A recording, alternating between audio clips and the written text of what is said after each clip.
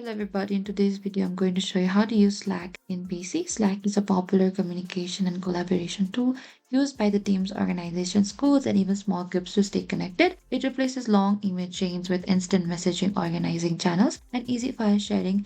Slack allows users to communicate in real time, share ideas, send files, and manage projects more efficiently.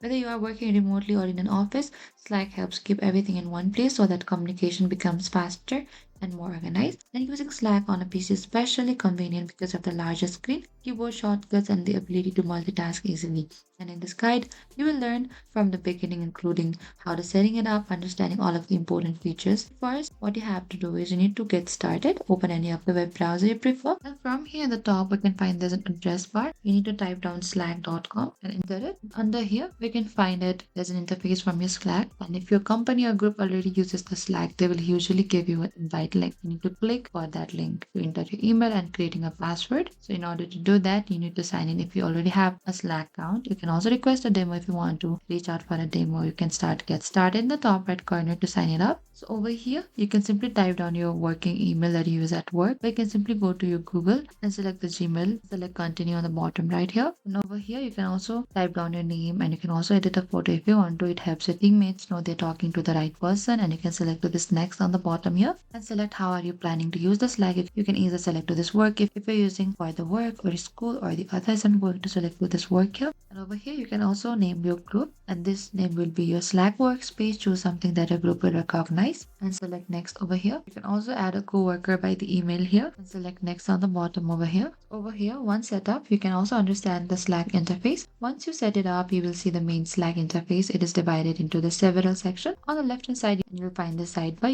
You'll also find the channels, direct messages, activity, files, more, and admin as well. And the center of the screen here, this is where the messages appear. Where you click on a channel or a chat, all the messages will be displayed here. At the bottom, there's a message box where you can type and send messages. At the top, you'll find a search bar over here, which allows you to find the messages, files, or the people quickly. And channels are one of the most important features in the Slack. They help keep conversations organized. And these are two types of channels, public and private. And public channels are open to everyone in the workspace. Private channels are only accessible to the invited members. And to join a channel, you need to click onto this plus icon in the bottom left over here. And channel and browse available channels to create a new channel as well. You can also create a new channel over here by selecting to this channel. Under here, you can name the channel as well and select next after that. Over here, you can also select the visibility. Under this public, anybody can see it, or if you want to make it private, only specific person that you have set it for will see your channel. And after that, you can create. And inside a channel, you can send messages, reply to others, share files, and react with emojis as well as sending a message and formatting. You can click on any of the channel or a direct message, type your message in the box on the bottom over here and send it over here on the bottom right again. And you can also format your messages. You can use the asterisks for the bold text as well. And you can use the underscores for the italics. You can also use the backticks for the code formatting. You can also use the emojis over here. And Slack also allows you to mention people using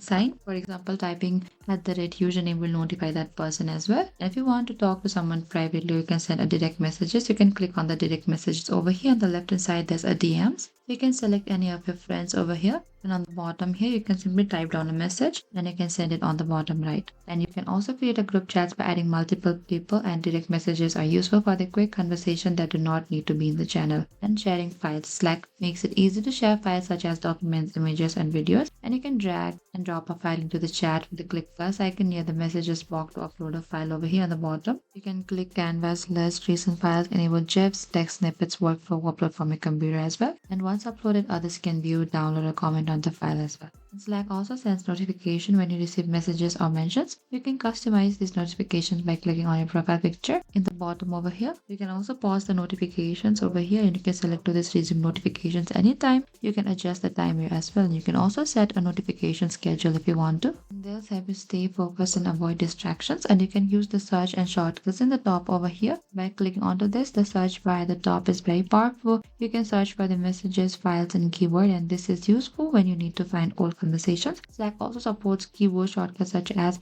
Control plus K for quickly switch channels, Control plus F to search within a conversation as well. And Slack can connect with many apps like Google Drive, Zoom, and Trello. These integrations allow you to share files, start meeting, and manage tasks directly inside the Slack. To add the apps, you need to go to the more over here on the left hand side and select to this tool Over here, you can select all these apps in the left hand side here, and you can browse the apps over here. And over here, you can also find the recommended app to install it under the Slack. And on the left hand side, we can find to this home icon. This icon is usually the default section. And when you open the Slack, it acts like a dashboard. Here you can quickly view recent conversations, important updates and suggestions, and it gives you a real general overview of what is happening in your workspace without needing to open each channel individually. And this is helpful when you want a quick summary of your activity. Under this DMs, that is a direct messages, this section is where all your private conversations are stored. You can chat one-on-one with a teammate or create small group chats, quick questions or sharing information that does not need to be in a public channel. Direct messages are useful for the personal discussions. You can easily start a new DM by clicking onto this DM here and selecting to this on the bottom here. And that is it. You can also add the coworkers if you want to. And under this activity on the left hand side, this is where you can track everything that needs your attention. It shows mentions when someone tags you using your @ sign, replies to your messages, reactions to your post, and this section is useful because it ensures you do not miss anything important. Instead of checking every channel, you can simply look at this activity to see updates related to you. And under this files here, the file section stores all the documents, images, videos, and other media shared in your workspace. Whenever someone uploads a file in a channel or DM, it appears over here. And you can search by the files. Over here, you can find a DM, you can search for a DM, download or open files, and this makes Slack not just messaging app but also a simple file management system. And under this admin over here on the bottom, these are the people who manage the Slack workspace. They have special permission to add or remove members, create or manage channels, control settings and permissions. And if you are an admin, you can access this option through the workspace setting, and regular users may not see all the admin features but they interact with the system created by the admins as well. And if you want to use template in Slack, which is a very simple but powerful way to communicate faster and more clearly, especially when you send similar messages every day. Over here, we can find to this template in the top right corner.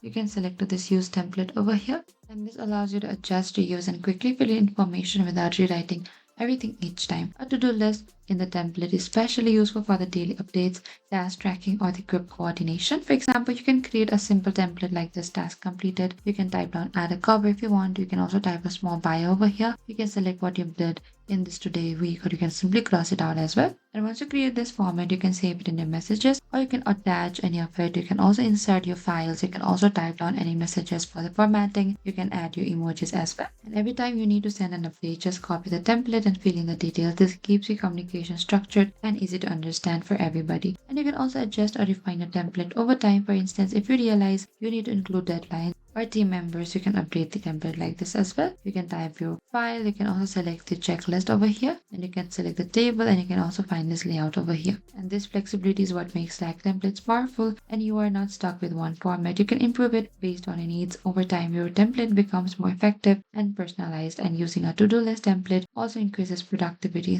And when you are done using Slack, you can log out by clicking on your profile icon in the bottom left here and select to the sign out of marketing. And that is it. This is how you can sign out of the Slack as well. Thank you for watching this video. I hope I could help you. If you have any queries or confusion, please comment down and we will reach out to you very soon.